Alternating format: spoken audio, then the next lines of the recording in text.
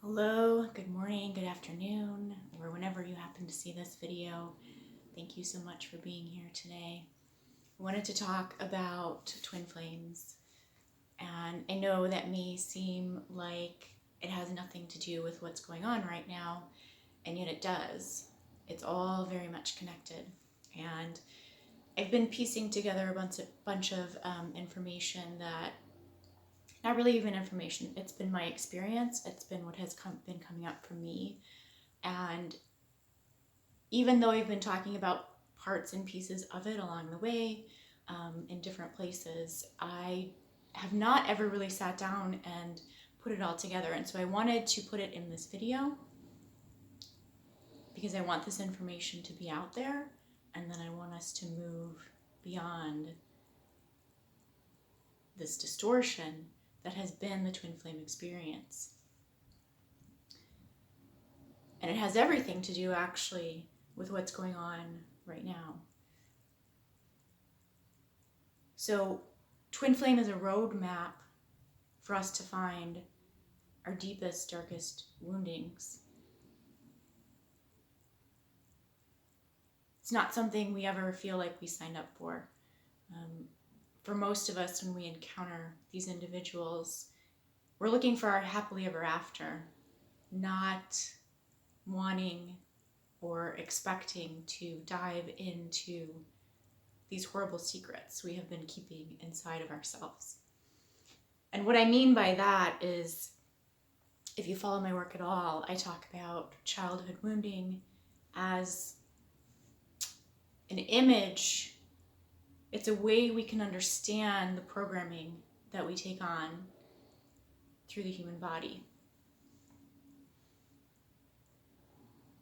And so what I'm starting to see, it's not that twin flame is an impossible relationship.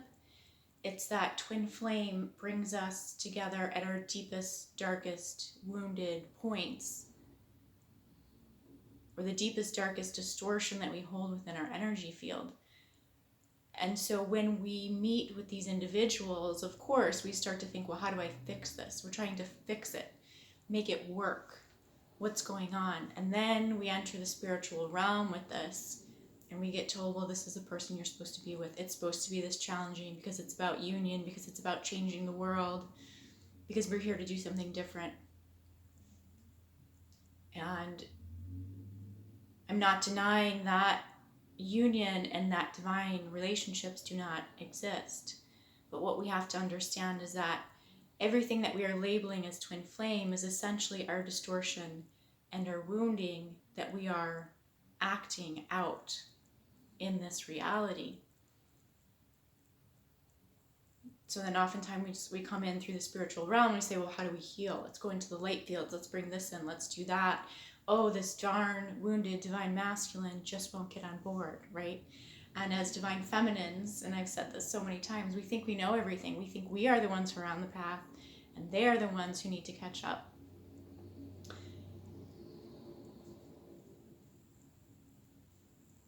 And I know a lot of us have spent years and years and years trying to figure out what is the formula, what is the code, what's happening here.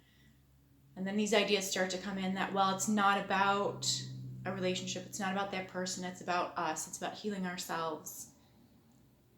And then many people find relief in that, because they go off and they say, okay, it wasn't ever about that, it was just about me coming into wholeness, coming into stillness. And these are all stages I've gone through as well myself, right? So I understand and I know, and I'm speaking from experience, not just lecturing in this way.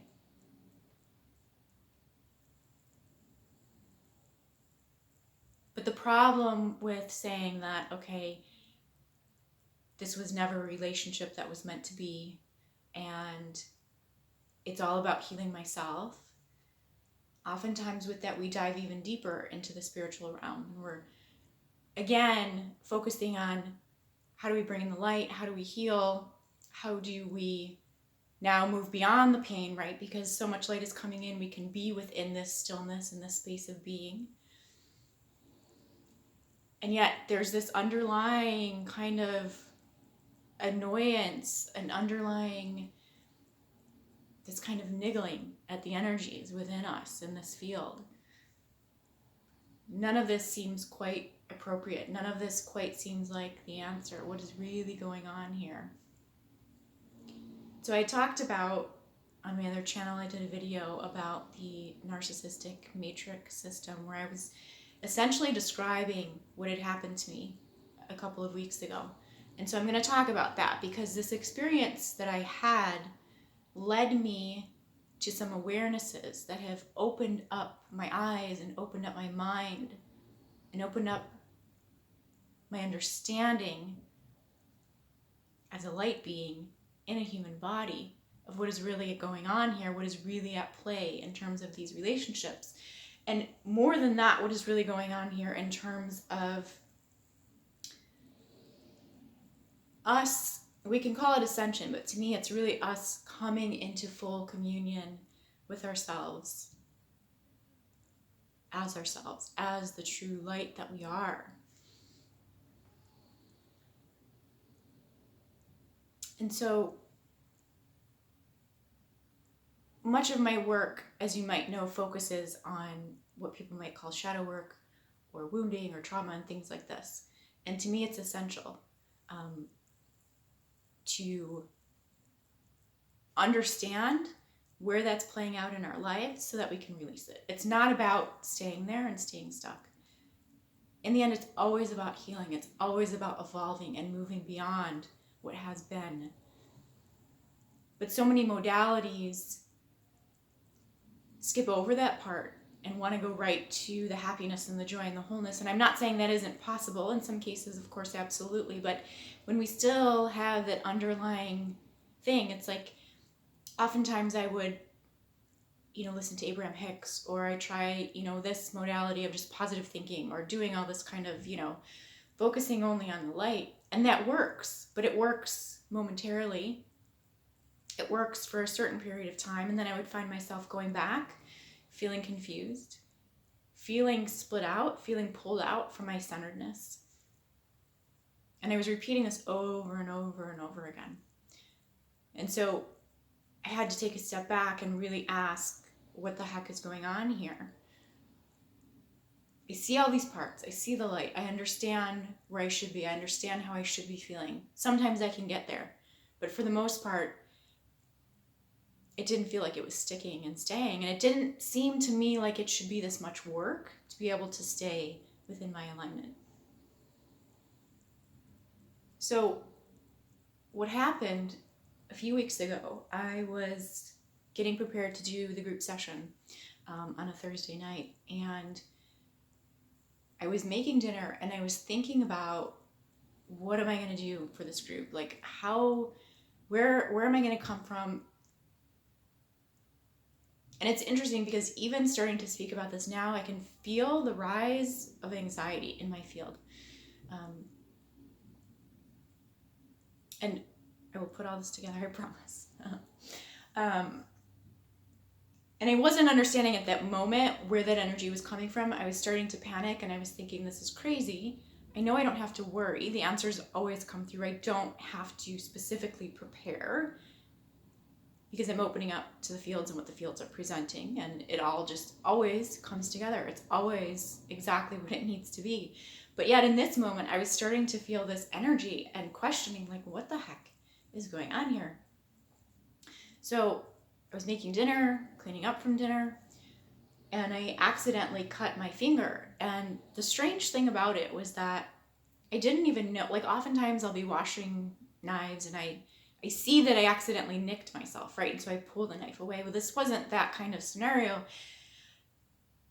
I was washing it and I must not have been looking, because the only reason I knew that it happened was that I felt the thunk onto my finger, and it was a really big chopping knife. So it had this weight behind it, which when it hit my finger, it jarred me because I could feel it in my bone, and it created this tremor through my whole body.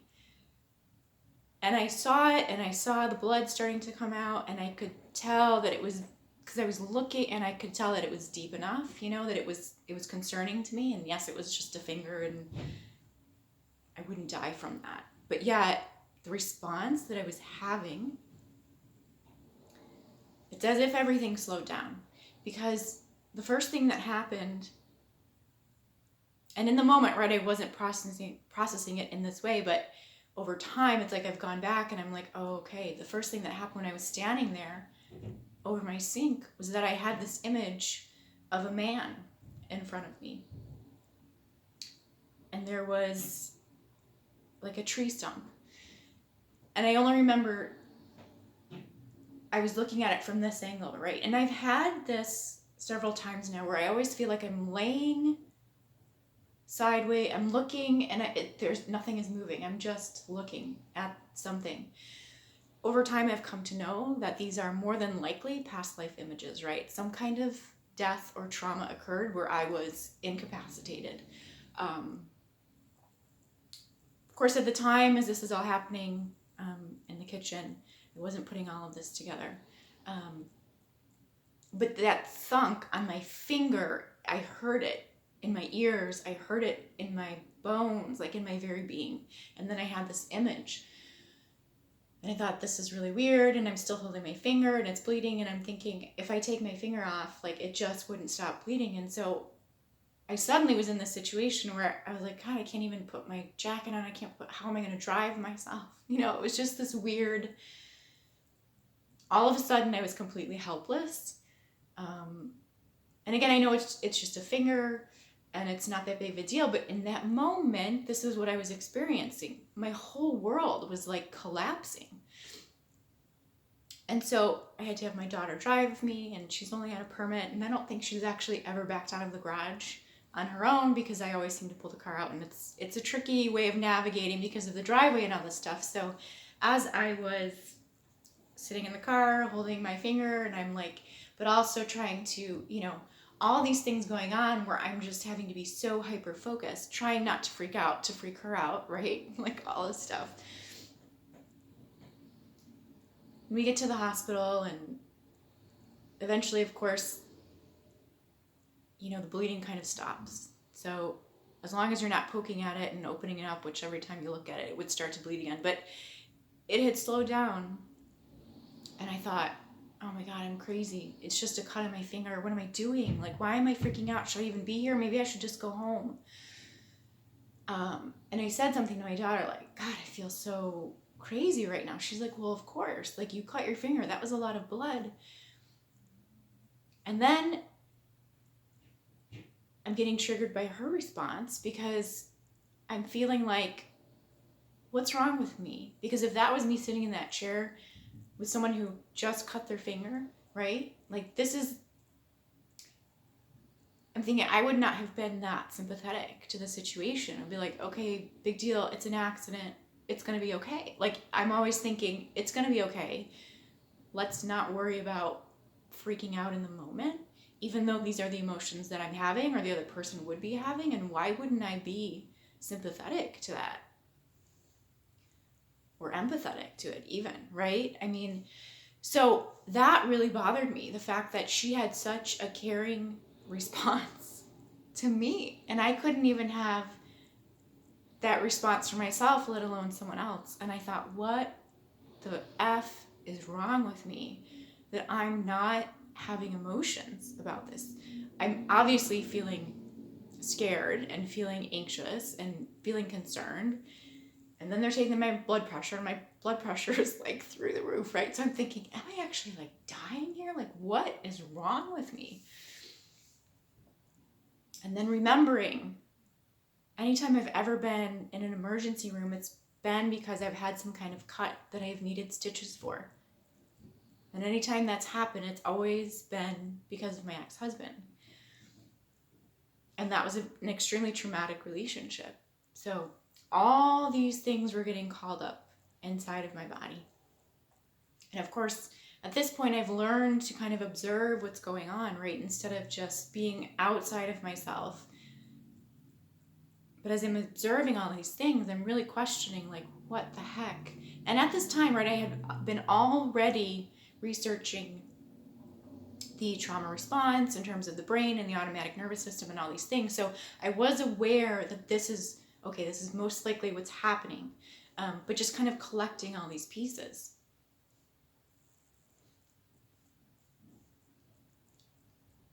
And so eventually, of course, I got to stitch it up, went home, and, realized how much one little finger matters in life, or how I've come to depend on this repetitiveness of taking things for granted, right? One finger, and I had to do everything differently, suddenly needing to use my left hand for all kinds of things. Which is curious too, because I remember reading something about how we become so used to these patterns, right? And it's like everything I grab is with the right hand, using this side of the body to close things, do things. And I remember reading, we do that as humans, right? We become patterned in our behavior.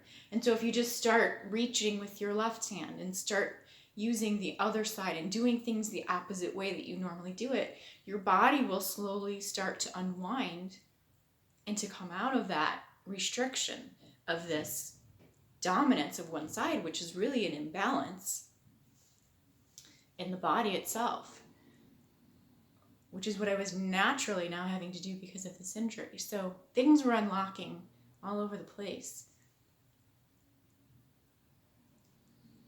But what started to happen was that I started to take this idea of PTSD very seriously. And as I started to learn more about it and watch these videos, now this is the thing, right? My daughter has anxiety. Her therapist, talks about this all the time, this complex PTSD. And I'm like, okay, yeah, PTSD, I get it. You're having some kind of, you're having a response based on something that happened in the past, right? Okay. But I wasn't understanding all the ins and outs of it. And I wasn't looking at it in a place or from a place where I was really understanding what was going on with inside of her, because I was treating it. And this is what I was finding too was also happening at the school, where it's like, oh yeah, she has these things, but it wasn't being taken seriously. And when things would come up that were causing her anxiety, it was almost as if it was being treated as, okay, let's just get her through it. Let's kind of ignore it and let's not talk about it, and maybe she'll just get through it. And yeah, that's true, but at another level, her brain is still having this experience. And because the brain is having this experience and doing this process that it's set up to do normally, that's what it's supposed to be doing, or at least what it was supposed to be doing back in the old days, right? When we really had to be afraid of everything that moved in the bushes.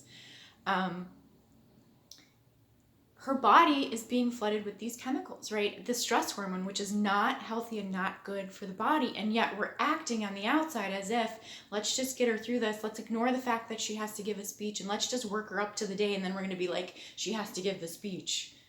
Like, that's awful. If you think about it in terms of how the body has just been running, pumping this cortisol for the last week or two probably. Right? And so I wasn't looking at it from that perspective. I was like, okay, she's not freaking out in the moment, but inside she's thinking about it. Inside her body is doing something we can't see and we're not taking into account. So this is what I started to realize for myself, was that, wow, one little cut with the knife and look what is exploding within inside of my body. And this may have been an extreme case to kind of help release all of this stuff that I've been holding on to. But as I started to understand that, okay, PTSD, what's going on in the brain, I started to see how I was living my life. And all of these things that I was saying, oh wow, I'm having anxiety, I need to go for a walk, right? I'm feeling really anxious, I'm gonna go for a really long drive. Things that look like they are good coping skills. And we even have to look at that word, we're coping. We're learning to live with something that doesn't feel good.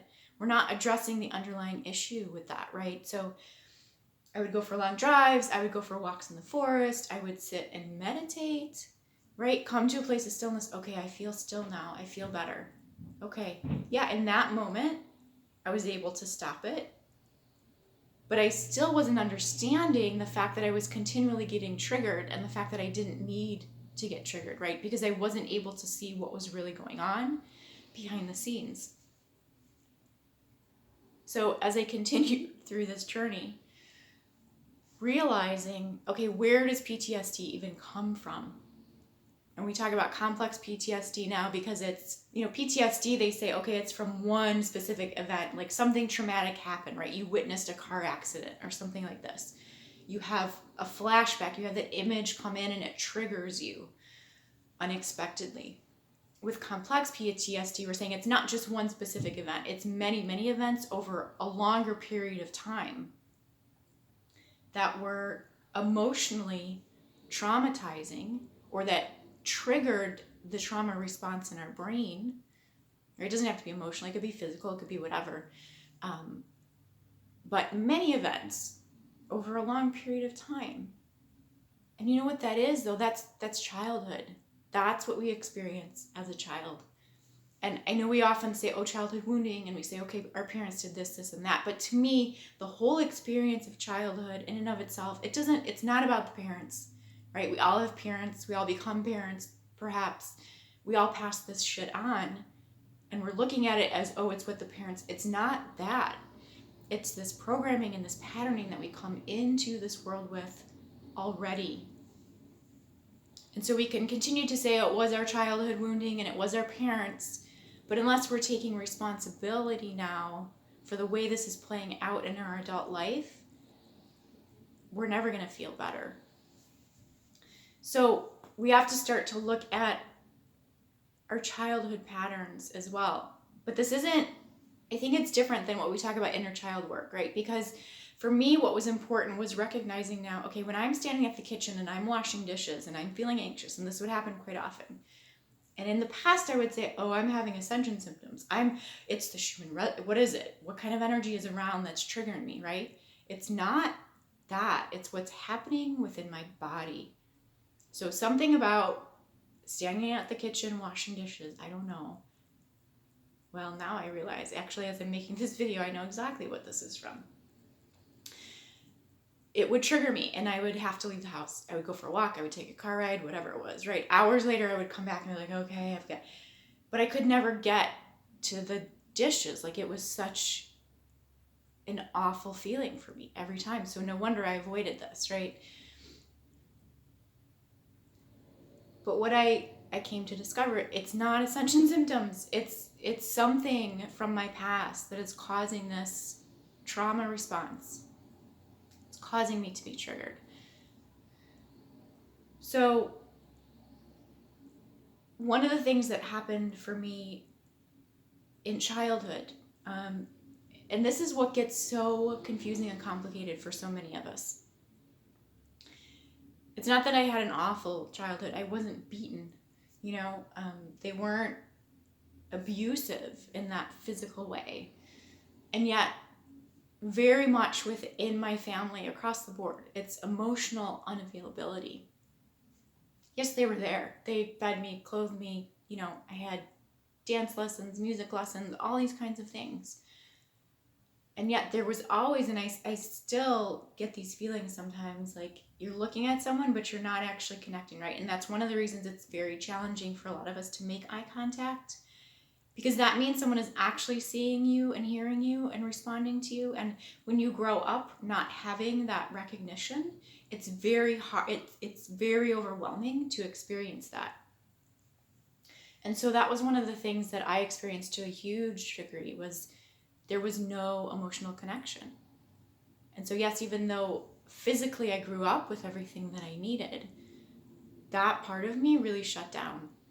Because when I was seen and heard, it was because I was having a reaction. I was unhappy. I was screaming or crying, right? Something was wrong, so I was being bad.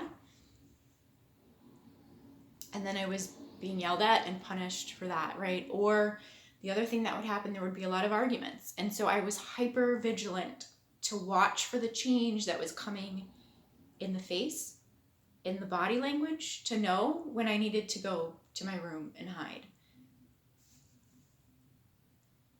And again, it's not that plates were being thrown all over the place and that it was physically dangerous, but emotionally, that fear, knowing, and when you get into those cycles of knowing the arguments are going to come at some point, they just come. It's a part of life. It was a part of life in my household growing up. You start to anticipate that. And that's all my life essentially became, was anticipating when the anger was going to come, when the fight was going to come, when do I need to go and hide to be safe, right? So you can imagine not understanding that this is my pattern internally. If I carry this forward now, and this is where the twin flame comes in, because this is where we most start to see the cracks in our own psyche, right?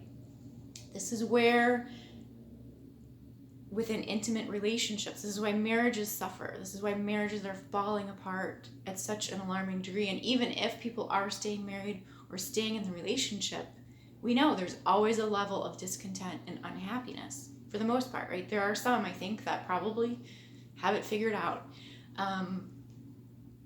But especially when we know we come from dysfunctional backgrounds, right? Which all of us as empaths, as light beings, we do, because this is the work. So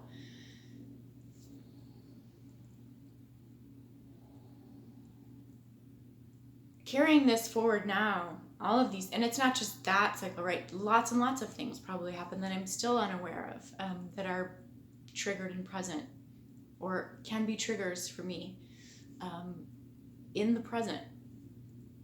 So what I've come to realize now,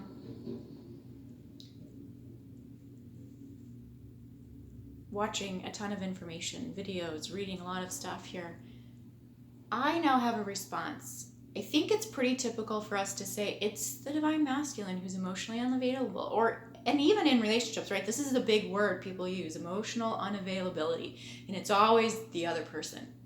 I never considered myself to be emotionally unavailable. I always thought, because I talked about feelings, because I was very aware of the dynamics that people were playing out within relationships as well as within themselves internally, I thought I had a really good kind of emotional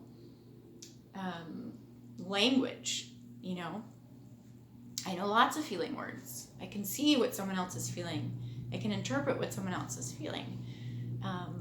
And yet in my own self, I was completely shut down to that. I didn't realize that I was not even allowing the emotions to come up anymore because they were so painful. Because if I was experiencing emotion, it meant something bad was going to happen, right? And so this is what I have trained my body now to do, is to not even experience at all. And so when my daughter was having this response to me having a little cut on my finger, right, with all of this blood, I was like, how is she able to feel that way for me? And I can't even feel it for myself. It was alarming to me. So one of the things I started to recognize as well, when someone, and it's not just anyone, right, but if I look at intimate relationships now, if someone asks me a question or is asking for, how was your day? How are your kids? How, what's going on? How's your work?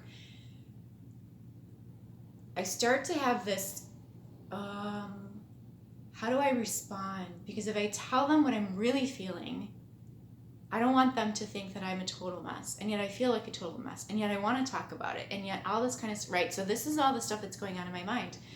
I was watching a video, this guy was talking about emotional unavailability, and he described this exact thing, right? So he's saying, well, you ask your partner a question and then they don't respond right away. And so he's coming from it, and I'm thinking, oh my God, that's me. I am hesitating in my response.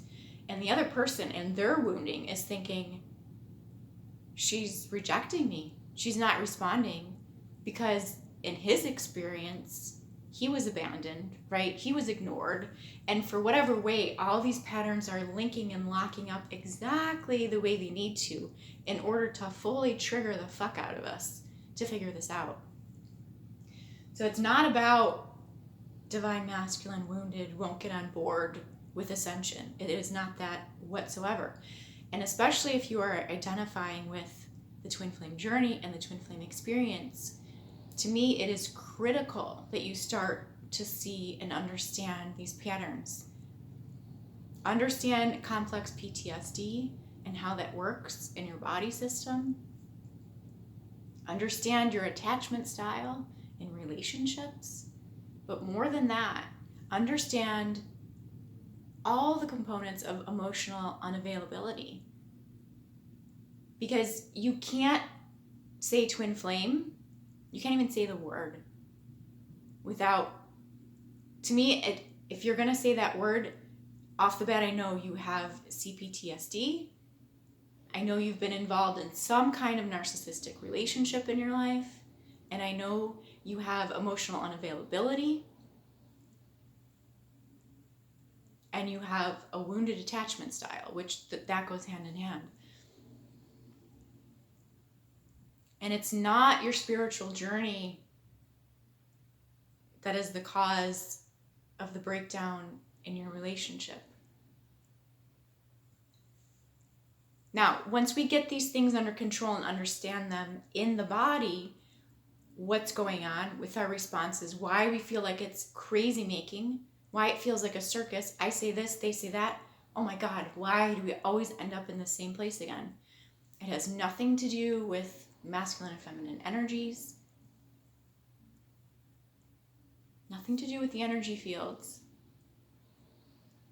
You have to find your patterns and your traumas in your body, how you are reacting, how you are being triggered because of the patterns that were set in place in this lifetime based on what happened to you in childhood. You've got to see that for yourself and figure that out. Now, once we have that in place, then we can start to look at the bigger picture of the energy, right? Because, I talk about it's not childhood wounding, it's programming. The programmings come from beyond and before we ever incarnate into this lifetime, right? But yet, that parent-child dynamic gives us the container with which to find these programs. But first, we have to release them out of our nervous system, out of our brain. We have to reprogram ourselves. We have to be aware so that when we start to feel this, we stop it and we look at it from a different perspective.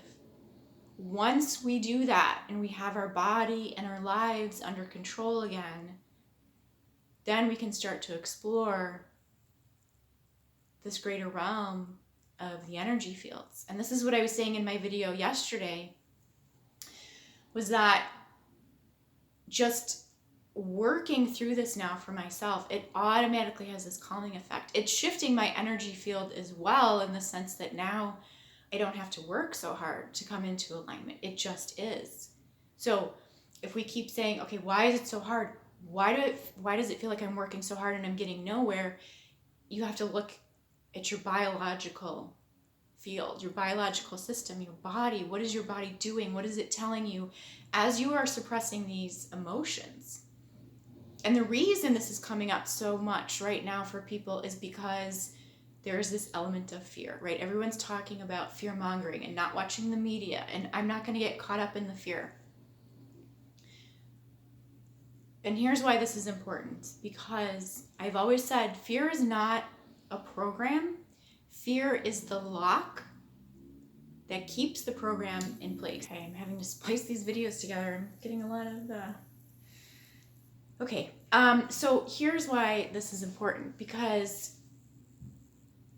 I've always said fear is not a program.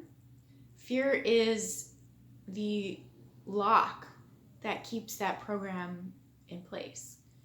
So especially right now, people are saying, well, I'm not going to get involved in the fear mongering, As long as I don't listen, my fear won't get triggered. And I'm not saying that that's not a valid thing, right? Like if it's really triggering, of course, step away from it. But what I'm asking you to look at is and not just in this scenario either, right? But if you're having fear coming up, the best course of action may not be to step away from the fear and go and meditate and find your stillness. The best course of action may be to ask yourself, is there another feeling underneath that? Oftentimes there is, right? Sadness, grief, anger, frustration. These are all valid feelings. But yet to discount them and to deny them is what keeps us shut down and suppressed. And as empaths, as light beings, this is a big issue for us. So I have found, as I've started to open up, instead of just that initial reaction that happens, right, which is essentially the fear that gets triggered, I've started to open that door and say, okay, what's behind here? What is going on here, right? And even this movement, right? It's like the fear, and okay, I'm avoiding the fear. But to me, it's almost like this is me going back into my bedroom, into my isolation, hiding until the anger passes, right? But it's like opening up this fear. I'm not stepping into fear. Fear is not, right? Like it's the door, it's the lock. It's a barrier. It's a barrier to the other side of ourselves. So it's about doing this, right? Okay. And what is in here? What is within my world that this fear is keeping me from addressing? And it's like, here's this child with their play, like, come and play with me. Come and look at all the toys that I have. I'm so happy. On the other side of it, though, it's like we are in this old space of running through our repetitive wounding over here. It's really scary to do anything. It's really scary to go outside. It's really scary to cough. People are going to throw you in jail now, almost, is what it feels like, right? I want to get together with my friends. That's awful. Why would you want to do that? Don't you care about the world? Don't you want to flatten this curve, kind of thing, right? So I'm asking you to consider that perhaps behind your fear, there's something else that needs to be addressed. And this is what I have found. So, and this is what I was saying yesterday. It's like the more that I have really opened up and allowed myself to feel the feelings, to look at this pressure that I'm feeling in my heart space. I apologize for the noise in the background there, if you can hear that. The more my body has just relaxed and I feel amazing. And in that relaxing, in that breaking of the lock, right? Because the lock to me is this automatic nervous system response. It keeps you in this state of fight or flight or fawning or whatever the other one is. Freezing, right? Those are the responses we could have. It keeps you in that state and it immobilizes you from healing yourself. So, to me, again, if you're identifying as twin flame, if you have any concept of twin flame, this is something that you really need to look at, because you're going to discover it's not about twin flame. It's about what the fuck is going on in my body that I had no idea about. And you're going to start to see these patterns and these things that you have been doing that are actually triggering the other person. So my lack of responding in what would be like a normal time frame really triggering to people. I had no idea, right? Like I'm just trying to figure out, what should I say? What's the appropriate response here? Like, because that's an old thing for me, right? Like I'm not being authentic, but it's not about not trying to be authentic. It's because as a child, to say what I really felt and thought was not appropriate, so we have to, again, it's these masks that we put on, right? So all these things start to come together.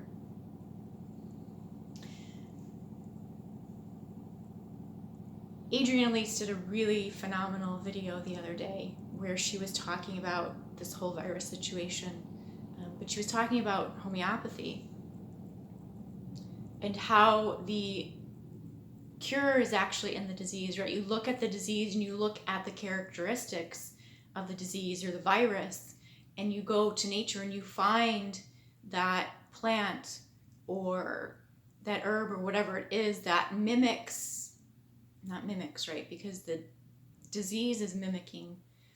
Anyway,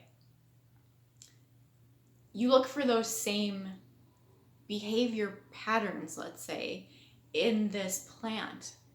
And that is what cures the disease, because it imprints this code of this is what is natural, this is what is wholeness, this is what is healthy into that virus, right? And it says this is how you heal. And that's essentially what this work is too.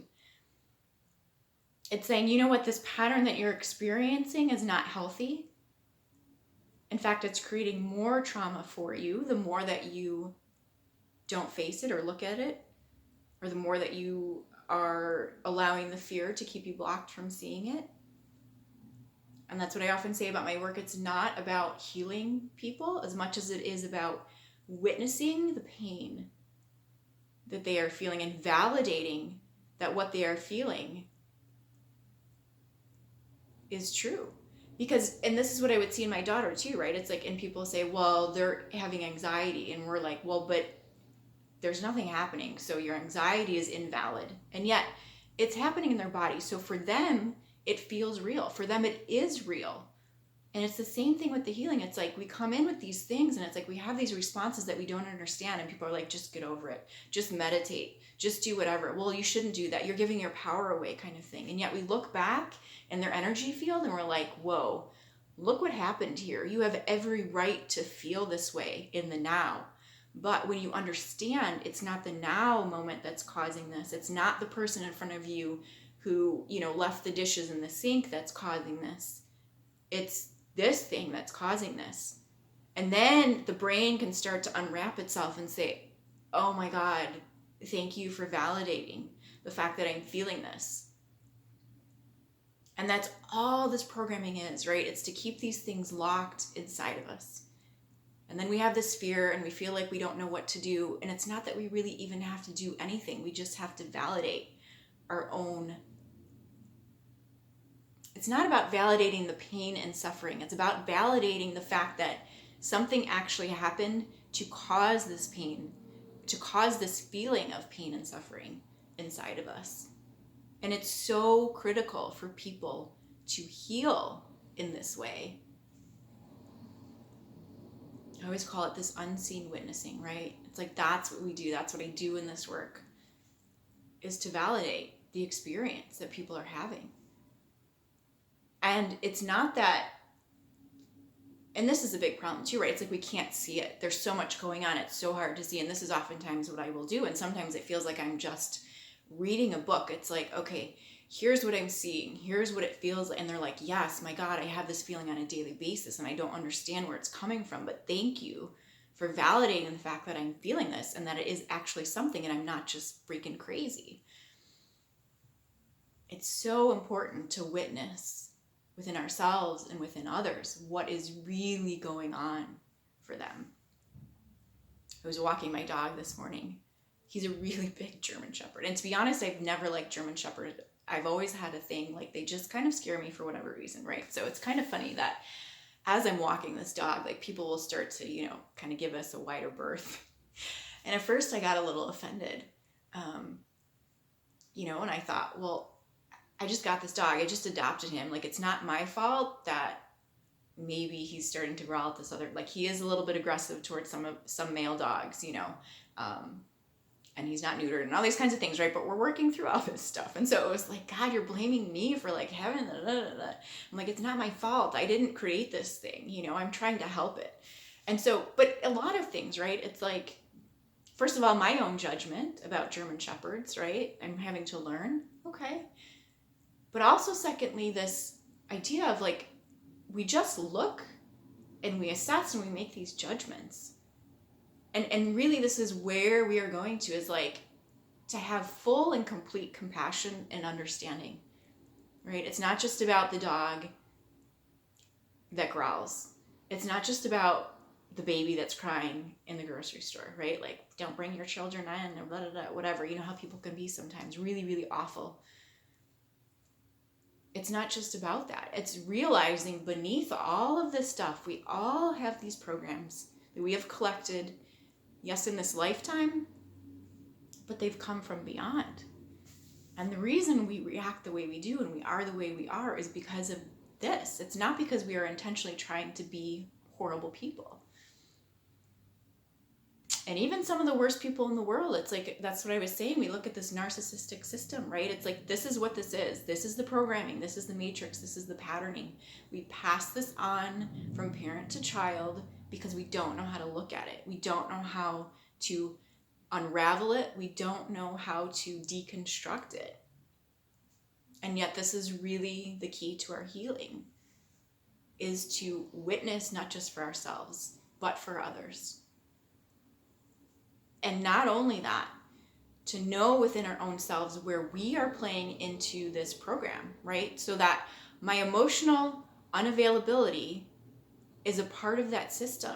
And it's my responsibility now to find this and to know this and to understand how I am triggering other people, as well as keeping myself from having deep, intimate relationships, not just with, a relationship for myself, but my relationship with my children, with my family, with everyone I come in contact to. Now I'm starting to understand why it's been so challenging, you know, and I've been saying this, like, it's not about, oh, I'm so empathic, it's so hard to connect with people. No, it's because, but this is true for empaths, right? Because we are born specifically into the dysfunction, into the programs in order to heal it. So if you are calling yourself an empath, I say empath, you have these things, and this is part of your work, part of your journey to find this and unlock it for yourself, right? So it's not about the fact that you feel so deeply. That is the problem for you. That is your gift. That is your talent. That is what is needed here at this time. But the thing that is causing all the problems and why it feels so challenging is all this other stuff I've talked about, right? Essentially, the pattern we hold now in the body, because of how it was re-impressed into us, right? Into the human form now, into our brain. Actually, that's what's happening, right? It's like, we don't necessarily come, this is interesting, actually. Like I said, the programs come from beyond. It's not from this lifetime. But being born through a human body, now we have this brain, right? And it's the brain that gets programmed to respond with the program, right? The brain is programmed to the program. But yet we are conscious beings, right? And we have the light within us. So using all of that now, our conscious mind, understanding, I mean, science shows us all of these things. We have the tools available to us. We didn't even have to create it here in this lifetime, right? It's already here for us to use and understand. So now that you have this conscious awareness of the fact that you're being triggered by these programs in this way in your body, which is causing you to have this awful experience here now in this lifetime. Okay, go back now. Start to understand when your body is going into this stress response. And pay attention to what's showing up so that you can unlock this for yourself and start to have a better, more calm, more centered, more aligned experience. And I can promise you, because this is what I have gone through and what I've struggled with all these years, you can meditate for the rest of your life. But unless you're staying in a space where you're not going to ever encounter another human being, this is why it's, you know, people go off to monasteries, and the monks, yes, they're so serene because they don't have to live out with other people. And yet, if they were to engage with other people, I would bet they're not going to be totally serene and aligned, because that is what starts to trigger the programs, right? That have been impressed into the brain. But we know we can rewire the brain. We know we can change the brain. So let's do it, and let's get beyond this lockdown that we are experiencing right now in the spiritual community. And, you know, twin flame, yes, but look at it for what it's showing you right now, which is all of your triggers. Come to know them, right? It's your best friends, because once you, oh my God, okay, I know this so well. I know what's happening. You can move beyond that then. And then this is when the activations really mean something, when you can feel them and you can connect to it. Because you're not totally locked down within your own body field. Okay.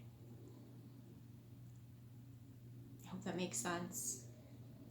I have some videos on my other channel that talk about this a little bit here and there. Of course, if you're looking for more information, you can always reach out to me. All my information would be in the description box. I hope you have a wonderful rest of your day. Take good care. We'll talk soon.